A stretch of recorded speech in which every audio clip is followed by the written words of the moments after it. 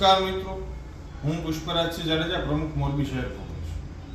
હમણાં જ સોશિયલ મીડિયાના માધ્યમથી જાણવા મળ્યું કે મોરબી નગરપાલિકા ઉપર અંદાજિત 12 કરોડથી વધુ પીજીવીસીએલનું બિલ બાકી છે. ત્યારે આપના માધ્યમથી મારી મોરબી નગરપાલિકાના ચીફ ઓફિસરને તંત્રને એક વિનંતી છે કે મોરબીની અંદર Mahendrapara main road, Latiplot main road, Madhapar main road, Vavdi રોડના અમુક વિસ્તારો જેવા અનેક વિસ્તારોની અંદર મોરબી 80% વિસ્તારની અંદર સ્ટ્રીટ લાઇટો ધોળા દિવસે પણ ચાલુ છે અને જ્યાં ચાલુ હોવી જોઈએ ત્યાં 24 કલાક બંધ છે.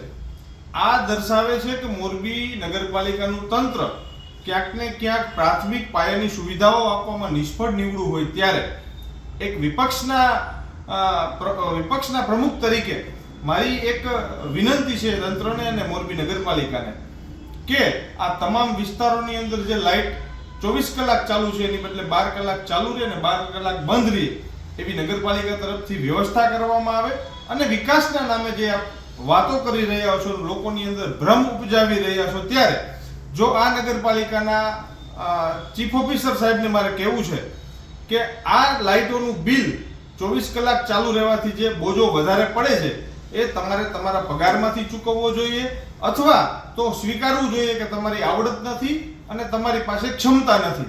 કારણ કે મોરબીના લોકો કરોડો રૂપિયાનો ટેક્સ પોતાની પ્રાથમિક સુવિધાઓ મેળવવા માટે ભરતા હોય ત્યારે એ ટેક્સના પૈસાનો દુરુપયોગ કેટલા અંશે વ્યાજબી એ મોરબીના વિપક્ષના પ્રમુખ તરીકે, કોંગ્રેસના પ્રમુખ તરીકે મારો પ્રશ્ન છે કે મોરબીના લોકોના ટેક્સના પૈસાનો સદુપયોગ થવો જોઈએ અને આ લાઇટોની તાત્કાલિકના ધોરણે 24 કલાકમાંથી 12 કલાક બંધ રહે અને 12 કલાક ચાલુ રહે એવી વ્યવસ્થા કરવામાં આવી જોઈએ. નહીં તો પછી મોરબી ચીફ ઓફિસરે આ લાઇટોનું બિલ પોતે ભરવું જોઈએ.